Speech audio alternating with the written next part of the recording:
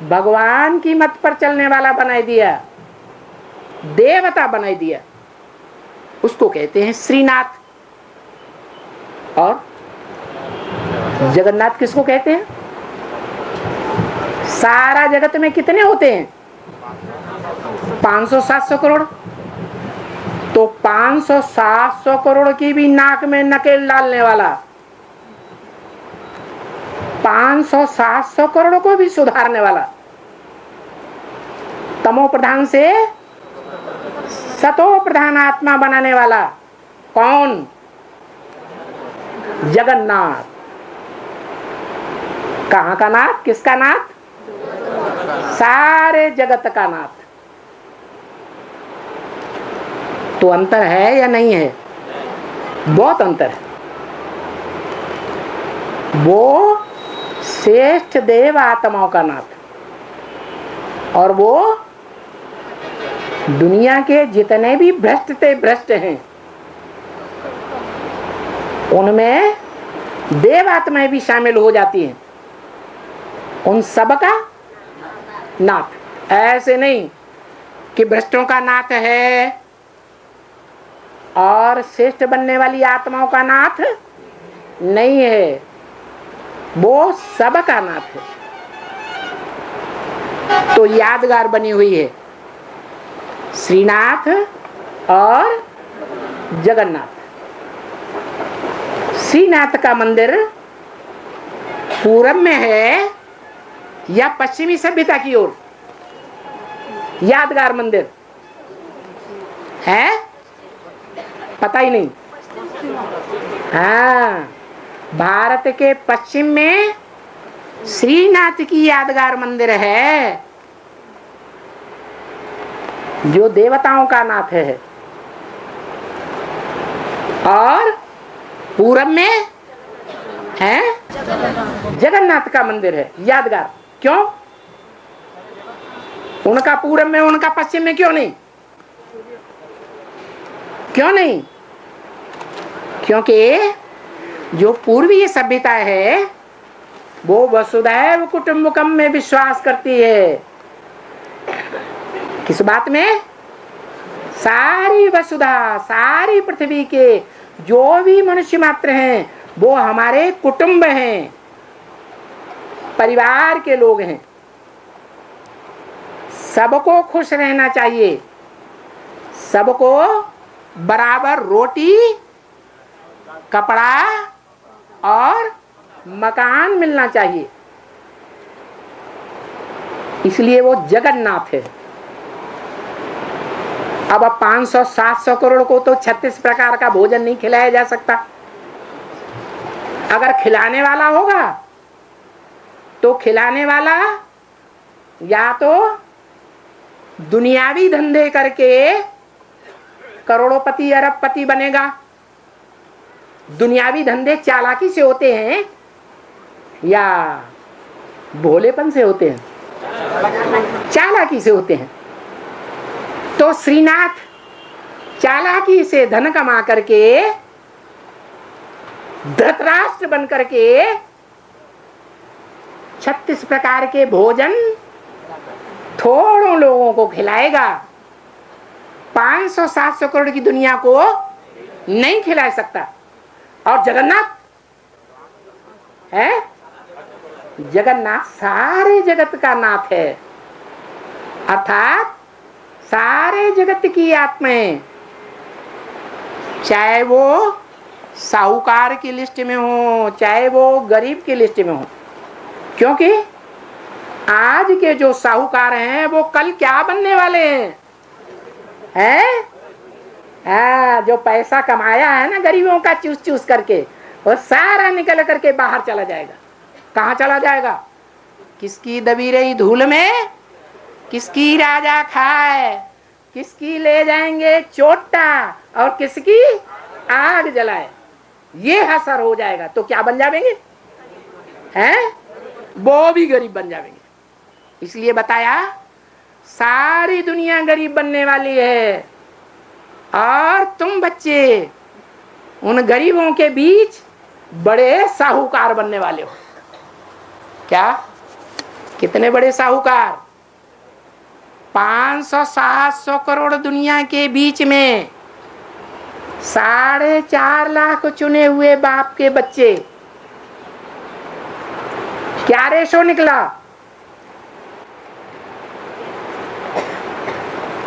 अरे है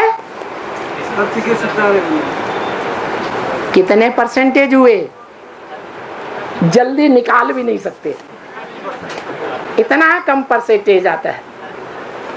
तो तुम बच्चे जिनके पैरों के तले सारी दुनिया का सोना आने वाला है, सोने की खानें निकलने वाली हैं, इतने बड़े साहूकार बनने वाले हो, गारंटी दी है। क्या अकाल पड़ेगा तो खास भारत में क्या होगा? है नोटों की गड्डियां सड़कों पर पड़ी रहेंगी, एक दाना भी नसीब नहीं होगा, पानी की बूंद बूंद के प्यासे हो जाएंगे। और तुम बच्चे जो मेरी सेवा में लगे हुए बच्चे हैं, वो भूख नहीं मर सकते, मना खाना खाएंगे। अच्छा, खाना खाने वालों को पानी न मिले तो क्या होगा? है गर्मी के मारे मर जाएंगे। तो ऐसा हो सकता है कि भूख न मरे और प्यासे मर जाएं? अरे खाना बिना पानी के बनेगा, खाना भी मिलेगा और पानी भी मिलेगा। बाकी दुनिया की गारंटी नहीं है 500-700 करोड़ की। इसलिए क्या पूछा था? हाँ, वो जगन्नाथ का पार्ट ऐसा है जो सारे जगत को पालना करने वाला है। किसकी पालना करेगा? 100% पालना किसकी करेगा? कोई बाप को पता चल जाए कि ये बच्चा मेरे खून का बच्चा है, माँ तो जानती है ना, है? माँ और बाप में सामंजस्य होगा तो पता तो चल जाएगा ना। एक्ट से पता नहीं चलेगा कि ये मेरे खून का बच्चा है। ये मेरे खून का बच्चा नहीं है। मैं एक बात सोचता हूं, एक प्लान करता हूं, ये फट से काट देता है। मैं एक काम करता हूं, ये फट से दूसरा काम विरोधी करता है। तो बाप का असली बच्चा कौन और नकली बच्चे कौन, पता तो लग जाता है। तो देखो, वो है खून शरीर का, और हम शरीर हैं कि आत्मा है? तो हमारी आत्मा का खून क्या है? संकल्प। अरे छोटे बच्चे, ये संकल्पों का खून भी स्थूल खून की तरह 2 तरह का होता है। नसें नाड़ियां भी 2 तरह की होती हैं। एक काला खून बहाने वाली नसें नाड़ियां और एक गोरा खून बहाने वाली नसें नाड़ियां। अच्छा खून और खराब खून। तो आत्मा में भी 2 प्रकार के संकल्प रूपी खून चलता है हर व्यक्ति के अंदर। जो बाप का पक्का और सच्चा बच्चा होगा, उसके संकल्पों का खून बाप की श्रीमत के अनुकूल होगा या धर्मपिताओं की श्रीमत के अनुकूल होगा? बाप की श्रीमत के अनुकूल होगा। जो बाप की श्रीमत के अनुकूल होगा, उसका खून जब शुद्ध होगा तो शुद्ध खून वाले को ज्यादा प्राप्ति होगी या खराब खून वाले को ज्यादा प्राप्ति होगी? है शुद्ध खून वाले को ज्यादा प्राप्ति होगी। तो यही बात है जो जगन्नाथ बाप के शुद्ध खून वाले बच्चे हैं, वो कितने हैं? है तो सारे जगत का बाप, देवताओं का भी बाप, देवात्माओं का भी बाप और राक्षसी आत्माओं का भी बाप। लेकिन दो प्रकार के बच्चे हैं, एक श्रीमत के अनुकूल संकल्प चलाने वाले, बाप की श्रीमत के अनुकूल, और दूसरे ऐसे बच्चे जिनका कोई न कोई संकल्प रूपी खून विपरीत जरूर हो जाएगा। माने एक बात मानेंगे, दूसरी बात नहीं मानेंगे। वो बाप के असली बच्चे या नकली बच्चे है? नकली बच्चे होंगे। जो नकली बच्चे हैं उनको नकली वर्षा मिलेगा या असली वर्षा मिलेगा? है? असली वर्षा किनको मिलेगा? है? असली वर्षा उनको मिलेगा जो आत्माओं के असली बाप की मत को मानेंगे। असली बाप की मत को मानेंगे, देहधारी बाप की मत को नहीं मानेंगे। देहधारी बाप को याद नहीं करेंगे, देहधारी बाप की गोद को भी याद नहीं करेंगे। क्या याद करेंगे? शिव बाप की मां के रूप में, बाप सुप्रीम टीचर के रूप में या सदगुरु के रूप में, जो एक ही पार्टधारी है, बाप भी है, टीचर भी है और सदगुरु भी है। सिर्फ उसकी मत को मानने वाले उन बच्चों को बाप का सच्चा वर्षा मिलेगा। बाकी जो बच्चे हैं, जैसे ब्रह्मा के मुख से श्रीमत बोली परंतु ब्रह्मा ने ही नहीं समझी, तो चलने का तो है सवाल ही पैदा नहीं होता। तो जो ब्रह्मा की मत को नहीं मानते हैं, ब्रह्मा की गोद को ही सर्वोपरि मानते हैं, ब्रह्मा की देह को ही सर्वोपरि मानते हैं, मम्मा की गोद को ही सर्वोपरि मानते हैं।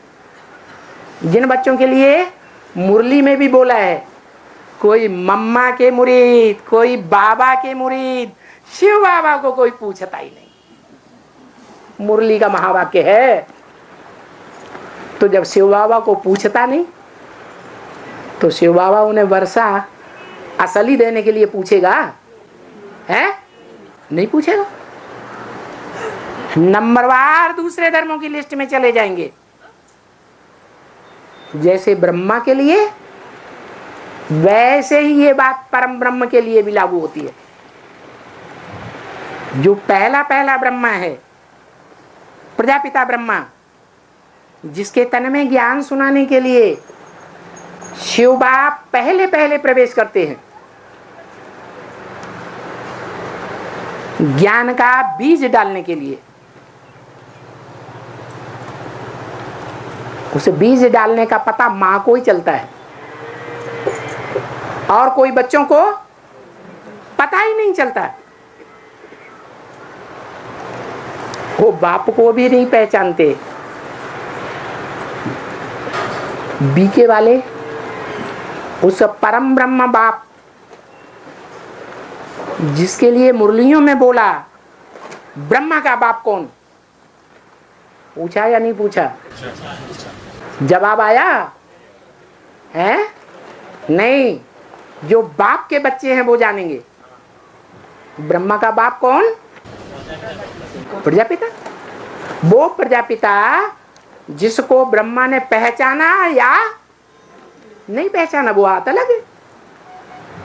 तो वो बच्चे जो बाप को और बाप की श्रीमत को जान जाते हैं, बाप की मत के अनुसार चलते हैं। जो पूरा नहीं जानते हैं वो बाप की देह को तो याद करेंगे, लेकिन बाप की देह में जो सुप्रीम सोल बोलने वाला है टीचर के रूप में, या बाप के रूप में वर्षा देने वाला है मुक्ति, जीवन मुक्ति का, उसको न पहचानेंगे न उसकी मत को पकड़ेंगे। अभी भी ऐसे ही है, कोई मम्मा के मुरीद, कोई बाबा के मुरीद। मम्मा हुई जगत माता और बाप हुआ जगत पिता। उनके मुरीद होंगे, उनकी बातों को ध्यान से सुनेंगे, लेकिन उनके मुख के द्वारा मुरली में क्या बोला उस मुरली की बातों पर ध्यान रोज क्लास भी नहीं करेंगे।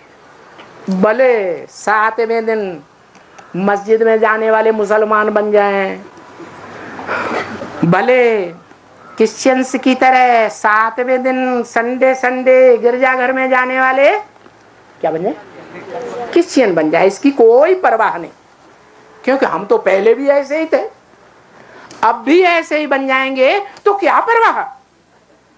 परवाह होनी चाहिए? बिल्कुल नहीं होनी चाहिए। उन्हें इस बात का कोई गम नहीं। तो देखो अभी भी ऐसे ही है, कोई मम्मा के मुरीद, कोई बाबा के मुरीद। उस शिव ज्योति बिंदु को कोई नहीं याद करते। महावाक्य सुनते समय जो निराकार शिव बाप प्रजापिता के शरीर के अंदर बैठ करके डायरेक्शन देता है, उस डायरेक्टर को नहीं पहचानते, देहदारी को समझ लेते हैं। और जो देहदारी को समझेंगे उनके पीछे पीछे ढेर होंगे, एक एक के पीछे। अरे 9 लाख बीजों के पीछे ढेर की ढेर सारी दुनिया है या नहीं?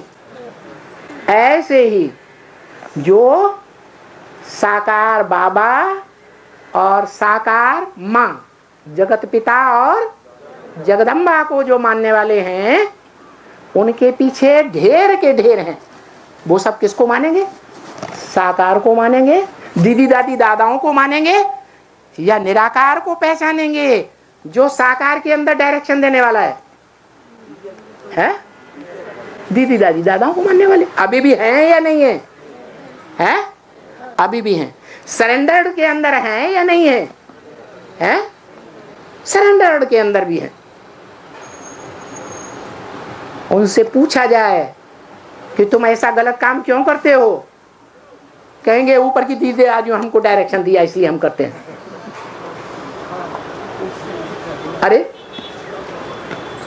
भगवान बाप ने तो कहा जो बुद्धिमान बाप के, बुद्धिमानी की बुद्धि बाप के बच्चे होंगे, वो बिना प्रूफ और प्रमाण के कोई बात नहीं मानेंगे। लेकिन जन्म जन्मांतर के संस्कार हैं, वो मानेंगे या नहीं मानेंगे? हैं? मानेंगे। तो जगन्नाथ में और श्रीनाथ में अंतर समझा। पश्चिमी सभ्यता में अच्छा खाना, अच्छा पहनना और बढ़िया बढ़िया महल माड़ियां अटारियों में रहना, ये पसंद करेंगे। उन्हें खिचड़ी खाना पसंद नहीं आएगा, उन्हें कढ़ी भात खाना बिल्कुल बिल्कुल पसंद नहीं आएगा। क्यों नहीं आएगा? आज होगा, क्योंकि जन्म जन्मांतर के उनका जोगा जोग ऐसा है, उनके संस्कार संग का रंग ऐसा लगा हुआ है पश्चिमी सभ्यता का। घड़ी घड़ी मांगते रहेंगे, दीदी दादियों से कहते रहेंगे अरे महीने में एक बार तो हमें जलेबियां खिला दिया करो, खीर पूड़ी बना दिया करो। माना उनका खाने पीने की चीजों में बुद्धि लगी रहती है, लेकिन बाप का जो भरोसा है जन्म जन्मांतर का, वो शरीर की परवरिश में लगती है बुद्धि, लेकिन आत्मा की परवरिश में, आत्मा के पुरुषार्थ में बुद्धि नहीं लगती। तो जगन्नाथ श्रीनाथ का कंट्रास्ट समझ में आया या नहीं आया? श्रीनाथ के भंडारे में एक कुआं होता है, सभी भक्त आकर के उस कुएं में घी डालते हैं। क्या डालते हैं? घी डालते हैं, तेल नहीं है।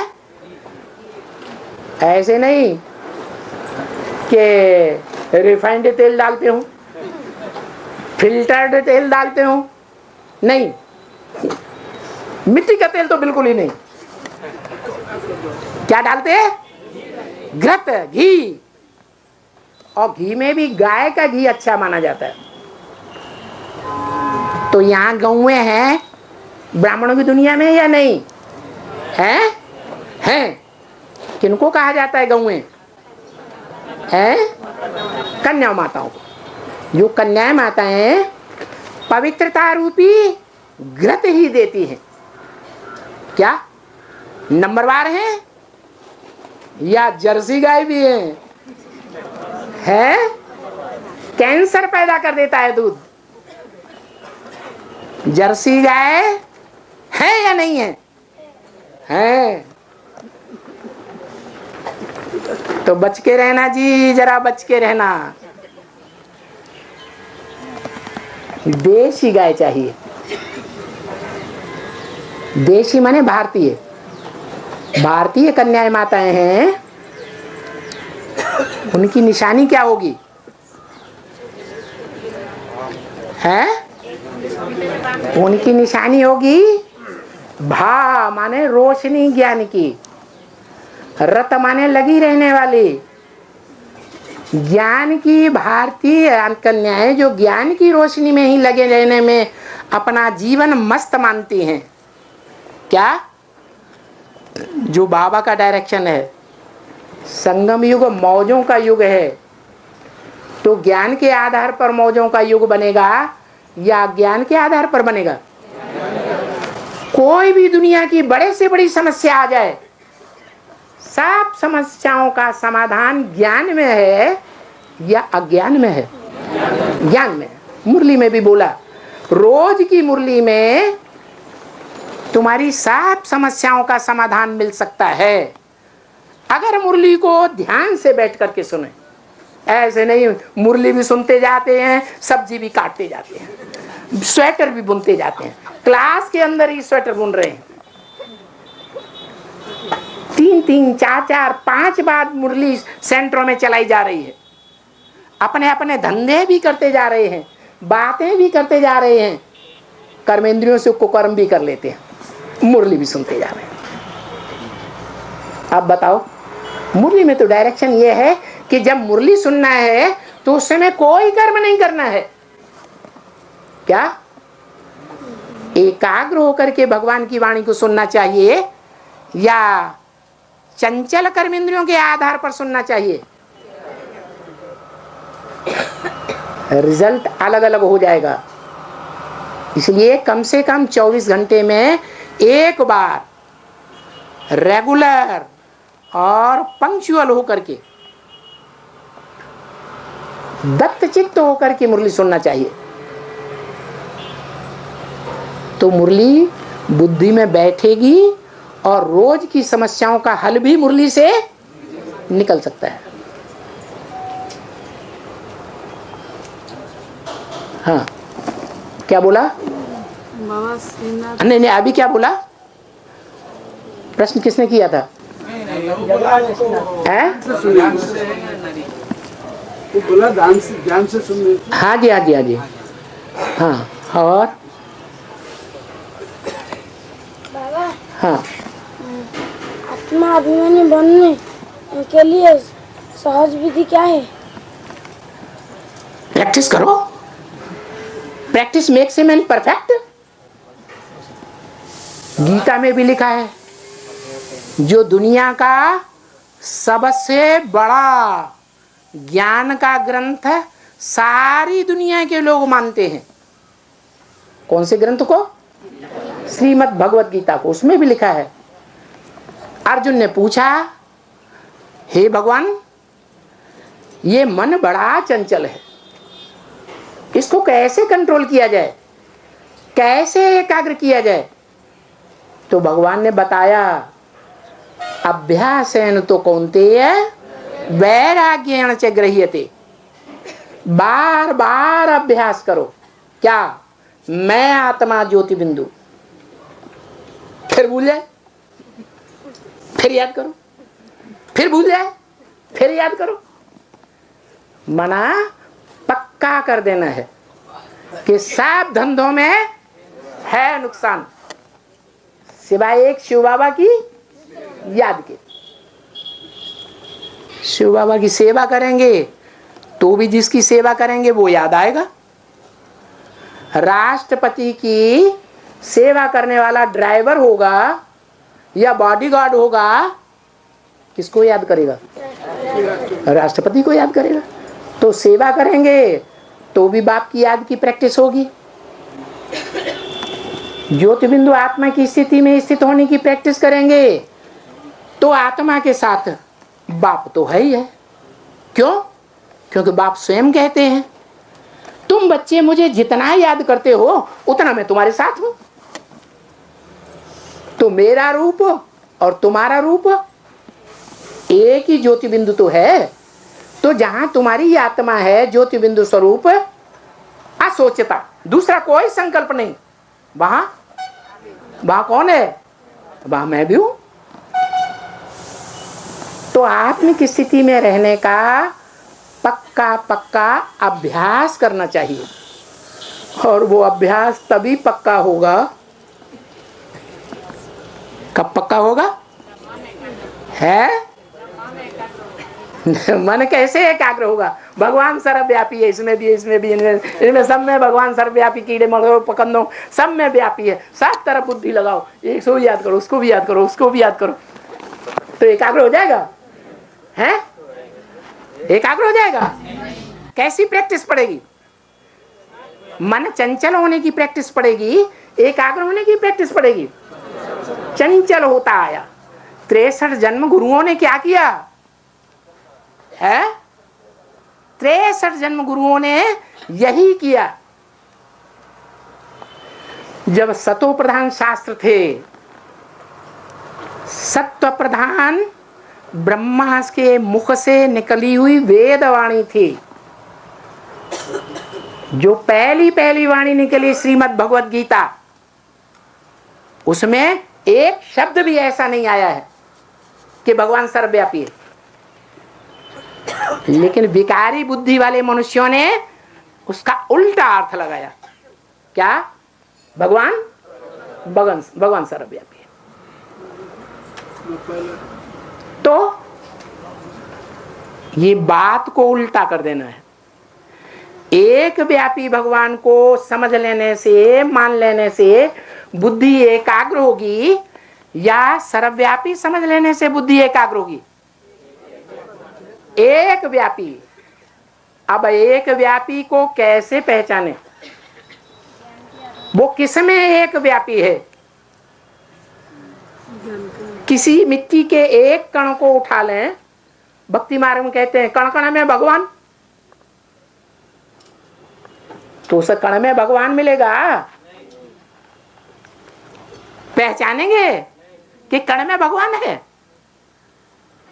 कण का बड़ा रूप शिवलिंग है, मंदिरों में रखा हुआ है। किसी की बुद्धि में आया कि इस लिंग में भगवान होता है? या कभी हुआ था? कभी आया? नहीं आया। किसी की बुद्धि में नहीं आता। खुद भगवान आकर के अपना परिचय देते हैं। बच्चे, ये जो लिंग है, जिस लिंग की तुम पूजा करते हो, पूजा पवित्र की होती है या अपवित्र की होती है? और दुनिया में जो मनुष्य मात्र हैं, बच्चों की पैदाइश करते हैं, वो वही कर्म कर रहे हैं कि तो कोई दूसरा कर्म कर रहे हैं? हैं? वही कर्म कर रहे हैं, तो उनकी पूजा क्यों नहीं करते? उन सब की पूजा करो, वो भी तो यही कर्म कर रहे हैं, क्यों नहीं करते? तो भक्ति मार्ग बोलते हैं। भक्ति मार्ग का है, तुम ज्ञान मार्ग के हो, इसका क्या प्रूफ? ज्ञान मार्ग तुम्हारे ज्ञान में क्या कहता है? तुम्हारे ज्ञान में क्या कहता है कि वो लिंग क्या कर रहा है? एक शिव बाबा दूसरा नाग। हाँ, एक शिव बाबा दूसरा नाग कहाँ है? ऊपर है, नीचे है? साकार में है। कौन? शिव बाबा साकार में है। माने लिंग को शिव बाबा कहते हैं भक्ति मार्ग में, इसीलिए। हाँ, उस पत्थर के लिंग में शिव बाबा है। हाँ, अरे धड़ाके से बोलो। है? और अरे बीच में से बाबा क्या पड़े, नहीं रुका जाता। हाँ, निराकार रूप आया, साकार रूप। हाँ, जो लिंग है वो यादगार है साकार की। जो साकार जिसमें वो सूक्ष्म ज्योति बिंदु प्रवेश करता है, जिसकी पक्की पक्की यादगार द्वापर के आदि में सतो प्रधान युग में बनती है। सोमनाथ मंदिर, जिसमें लाल पत्थर के बीच में हीरा जड़ा हुआ था, वो लाल लिंगाकार पत्थर जो है वो साकार शरीर की यादगार है। ऐसा साकार शरीर जो नाक, आंख, कान, कर्मेंद्रियों को भूला हुआ है, कर्मेंद्रियों को भूला हुआ है या कर्मेंद्रियों को याद करता है? अरे शरीर को ही भूला हुआ है, अपने शरीर को, अपनी कर्मेंद्रियों को, जिन कर्मेंद्रियों से 63 जन्म सुख भोगा है। अरे 63 जन्म तो छोड़ो, 84 जन्म सुख भोगा है। राधा कृष्ण ज्ञानेंद्रियों से सुख भोगते हैं कि नहीं? है तो 84 जन्म सुख भोगा है। उस शरीर को, उस शरीर की कर्मेंद्रियों को भूला हुआ है। किसको याद करता है? निराकार ज्योति बिंदु को। किसको याद करता है? शिव बाप को याद करता है। शिव बाप तो आत्माओं का बाप है। सिर्फ आत्माओं के बाप को याद करने वाले तो विधर्मी बनते हैं, विदेशी बनते हैं, या विदेशी धर्म में कन्वर्ट होते हैं। हाँ, हम शिव बाबा को याद करते हैं। शिव बाबा माने साकार और निराकार का मेल, उसको याद करता है। तो वो लिंग है या नहीं है? लिंग तो है, लेकिन जो लिंग स्वरूप शरीर रूपी रथ है, उस आत्मा को वो रथ भूला हुआ है। सिर्फ इतना बुद्धि में है कि उस रथ को किसने ले लिया है? आत्माओं के बाप ने ले लिया। और वो बाप ये विरुद्ध पक्का कराता है कि मैं तुम बच्चों को आप समान बना करके जाऊंगा। आप समान माने निराकारी, निर्विकारी और निरहंकारी बना के जाऊंगा। तो कोई तो पहले बनता होगा। जो पहले बनता है वो ही लिंग की यादगार है। जिस लिंग को हाथ, पांव, नाक, आंख, कान नहीं दिखाए जाते। क्यों नहीं दिखाए जाते? क्योंकि उस मन बुद्धि रूपी आत्मा को हाथ, पांव, नाक, आंख, कान, शरीर की याद ही नहीं रहती। सिर्फ मैं आत्मा ज्योति बिंदु, इस आत्मा ज्योति बिंदु की कमाल नहीं है, शरीरधारी आत्मा की कमाल नहीं है। किसकी कमाल है? इस शरीर को हाँ धारण करने वाला, इस शरीर के साथ रहने वाला, इस शरीर रूपी रथ के साथ रहने वाला जो सारथी भगवान है, उसको याद करता है। सदैव निराकारी आत्मा की याद रहती है, लेकिन वो निराकारी आत्मा इस लिंग के द्वारा कार्य कराती है। इसलिए पूजा जाता है।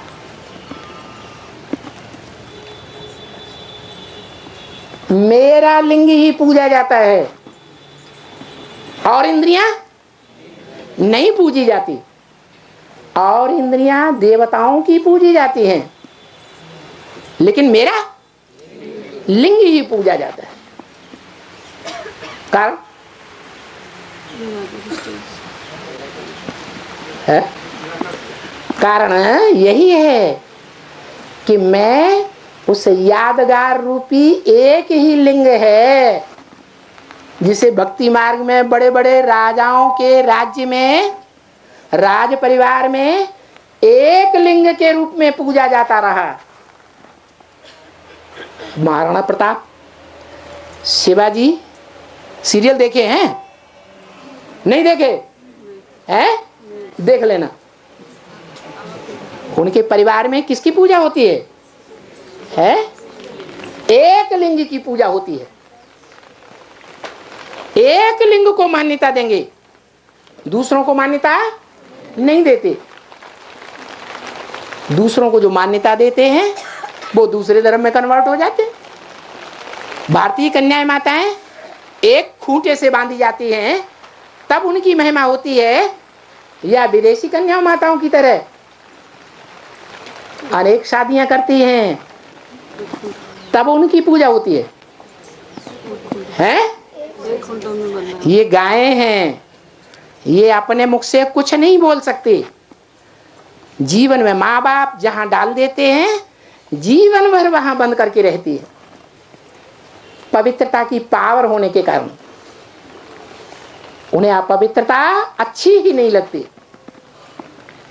तो देखो इतना अंतर है।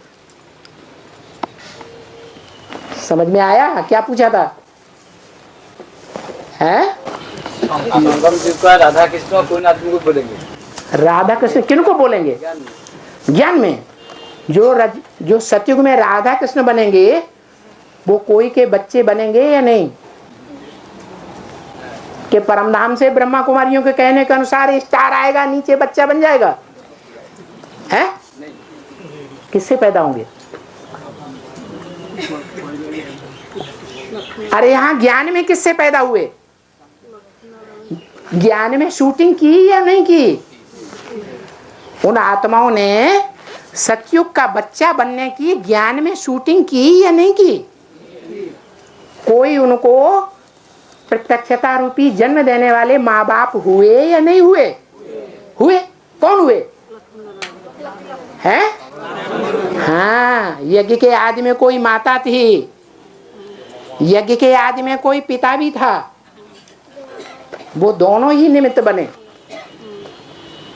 जिनके आधार पर पहले मम्मा को निश्चय बैठा, और मम्मा के आधार पर ब्रह्मा बाबा को भी निश्चय बैठा। दोनों को साथ साथ निश्चय बैठा, इसलिए दोनों ही साथ साथ सतयुग में पैदा होंगे।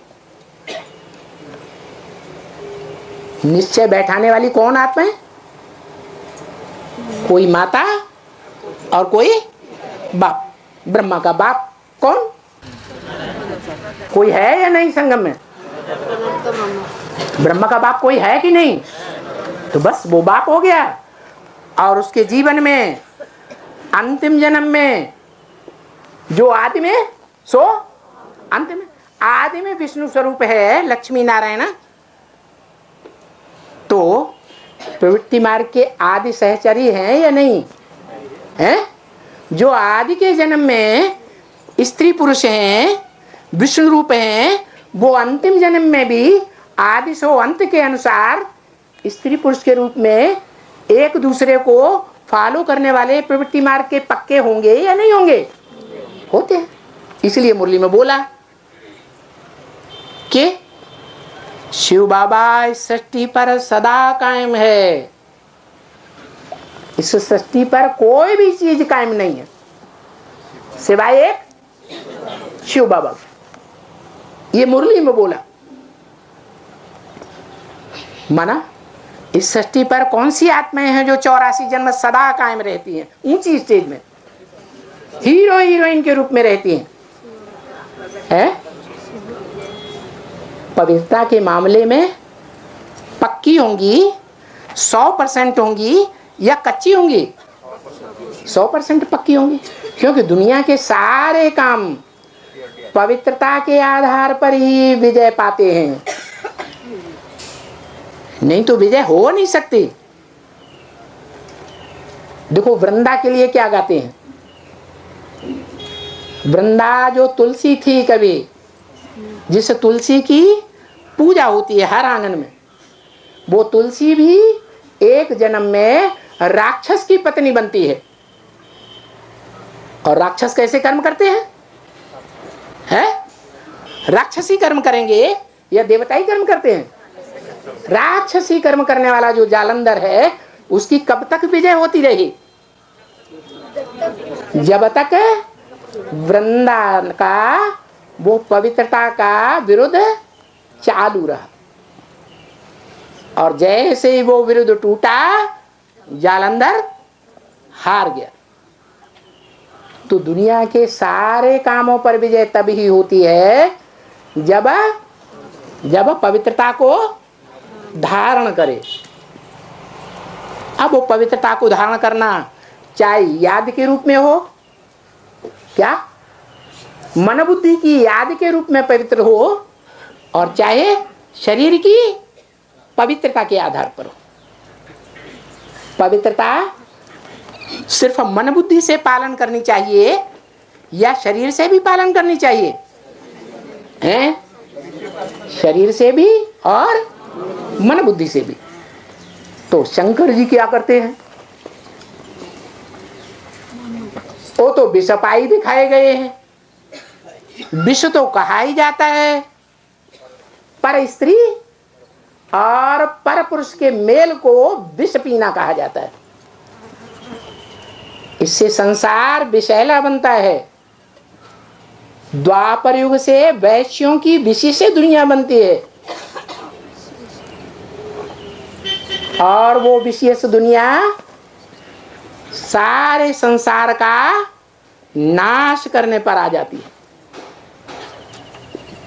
एकदम वैश्याओं की दुनिया बन जाती है। यहां तक कि मुरली में बोला, आज घर घर में वैश्यालय है। कोई तो नाराज हो जाएंगे, हैं? हमारी पत्नी को ना वैश्या कहते हो? अरे हो जाओ तो हो जाओ, लेकिन ये तो ब्रह्मम वाक्यम जनार्दनम। स्थूल इंद्रियों से भले कोई अपवित्र ना होता हो, लेकिन ज्ञानेंद्रियां भी तो हैं। आंखों से तो अपवित्र हो सकते हैं कि नहीं? वाइब्रेशन अपवित्र बनेंगे या नहीं बनेंगे? याद आएगा या नहीं आएगा? आएगा। तो अपवित्र हुए या पवित्र हुए? वैश्या हुए या साध्वी हुए? वैश्या हो गए। तो बाबा ने तो गलत नहीं बोला। जब ऐसी हालत हो जाती है सारी दुनिया की, जो मुरली में बोला, दुनिया की चुनी हुई आत्माएं जो ब्राह्मण बनती हैं कलयुग के अंत में संगम में, उन्हीं के लिए भी बोल दिया, तुम बच्चे भी 10, 20, 50 भूलें दृष्टि की रोज ही करते होगे। क्या नयागढ़ मतलब नयागढ़ मतलब क्या क्या नयागढ़ मतलब नयागढ़ मतलब नयागढ़ मतलब नयागढ़ मतलब कौन सा? नायर के बैंक का पूछ रहे। नायर? नयागढ़, नया घर? एक जगह का नाम है। ये कहां से कूद पड़ा?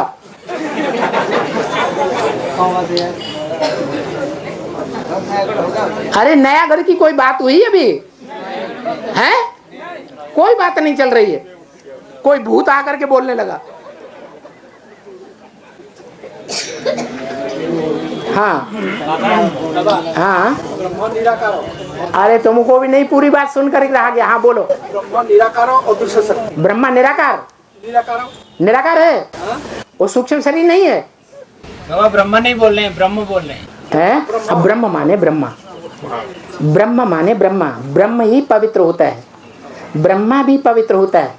शिव जिस घर में रहते हैं वो ब्रह्म ही कहा जाता है, उसे ब्रह्मा ही कहा जाता है।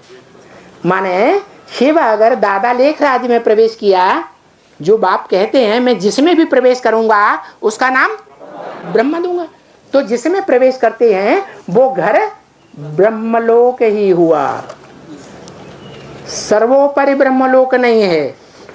चलो सेकंड कैटेगरी का तो हो सकता है, देवताओं के इकट्ठे होने की, देव आत्माओं के इकट्ठे होने का स्थान तो हो सकता है, नहीं हो सकता। देव आत्माओं से नीचे रहने वाली आत्माएं मनुष्य आत्माएं हैं।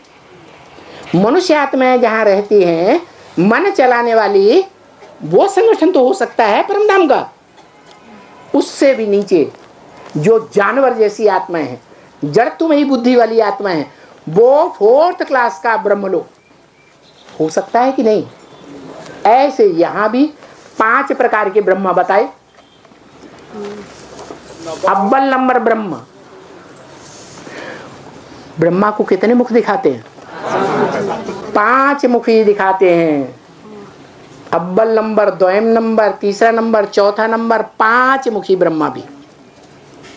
तो जो ब्रह्मा है वो ब्रह्म की ही यादगार है। जैसे ब्रह्म में बाप रहते हैं, ब्रह्म बाप का घर है, वैसे ब्रह्मा भी बाप का घर है। वो निराकार घर है और ये साकार घर है। बोला भी है तुम बच्चे ब्रह्मलोक को इस सृष्टि पर उतार लेंगे। तो जहां उतारेंगे वहां अव्वल नंबर का ब्रह्म होना चाहिए या नहीं होना चाहिए? होना चाहिए। जब होगा तो उस अव्वल नंबर ब्रह्म के जो बच्चे होंगे वो वहां उपस्थित हो जाएंगे। निराकारी स्टेज वाले, बिंदु रूप स्टेज वाले, कोई संकल्प नहीं करेंगे, पक्के निसंकल्प, असोचता बनेंगे। बाकी 2 नंबर ब्रह्मा और तीसरे चौथे नंबर का ब्रह्मा, वो कोई भी अव्वल नंबर का ब्रह्मलोक नहीं बन सकते। अब क्या 90 करोड़ जगन्नाथ का जो नव कलेवर होता नहीं होगा, 90 करोड़ चेंज होता है,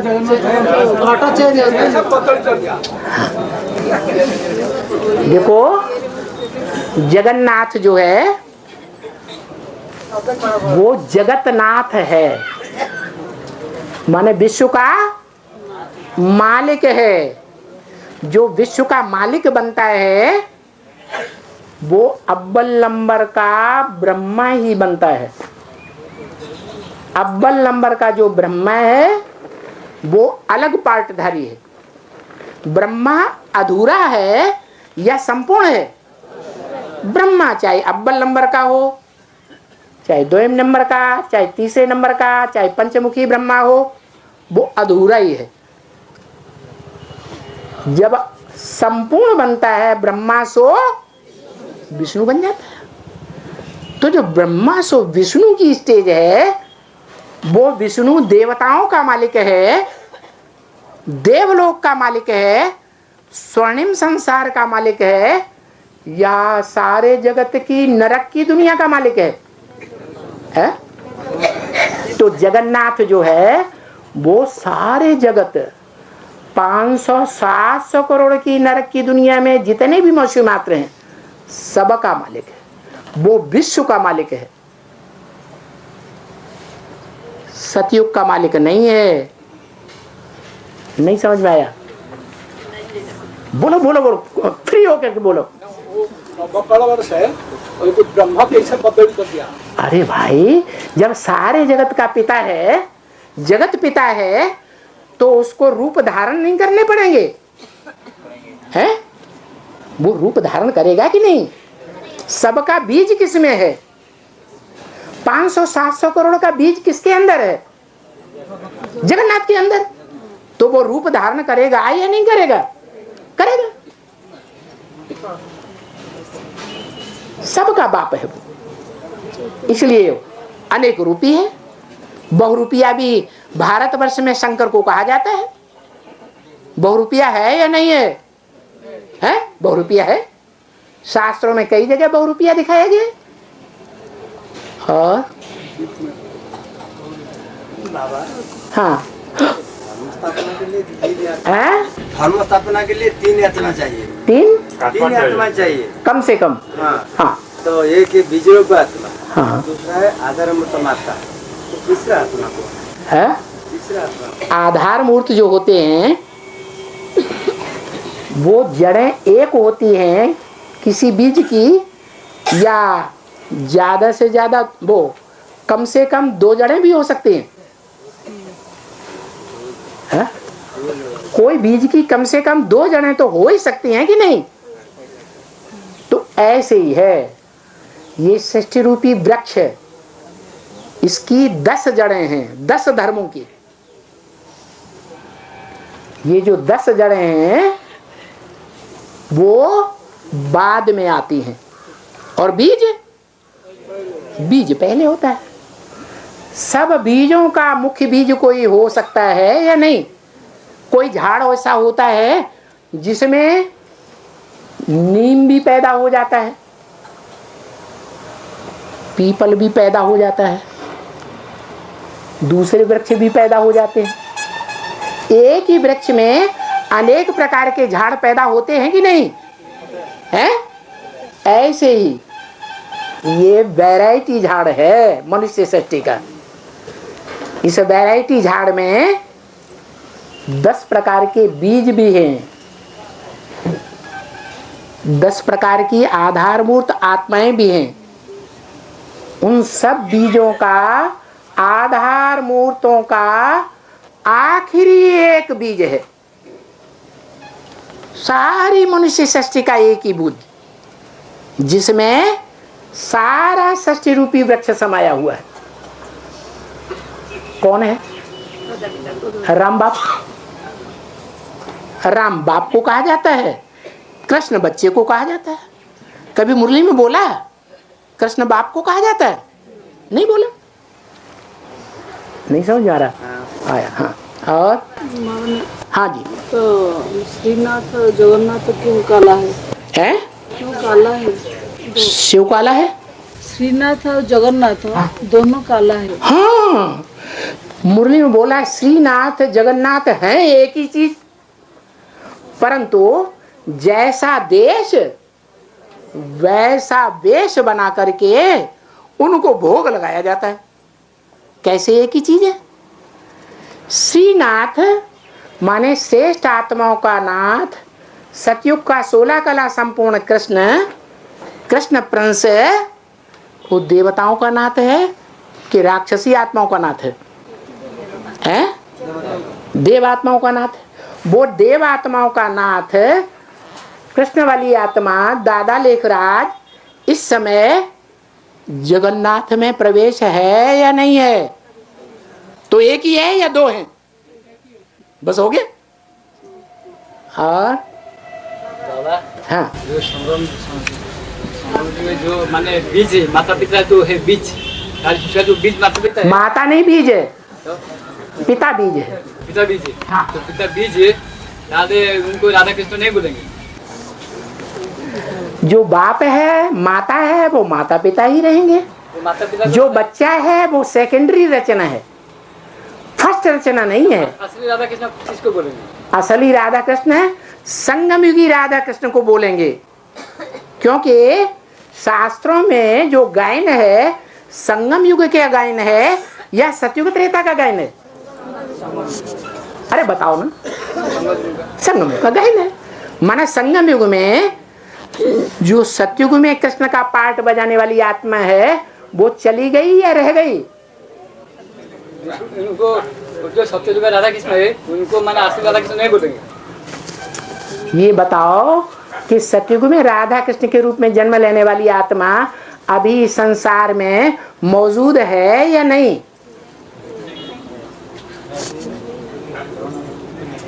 अरे बोलो ना। हैं? दूसरी बार बोलो, मेरे को माने समझ में नहीं आया। सतयुग में राधा कृष्ण बनने वाली जो आत्माएं हैं, जो पहला पत्ता है सृष्टि का, वो इस समय संगम युग में साकार शरीर से मौजूद है या नहीं? नहीं मौजूद है। तो जो मौजूद हैं उनकी यादगार मंदिर बनते हैं, मूर्तियां बनती हैं, उनको पूजा की जाती है, या जो आंखों से दिखाई नहीं पड़ते सूक्ष्म शरीरधारी उनकी पूजा की जाती है, उनके मंदिर बनते हैं।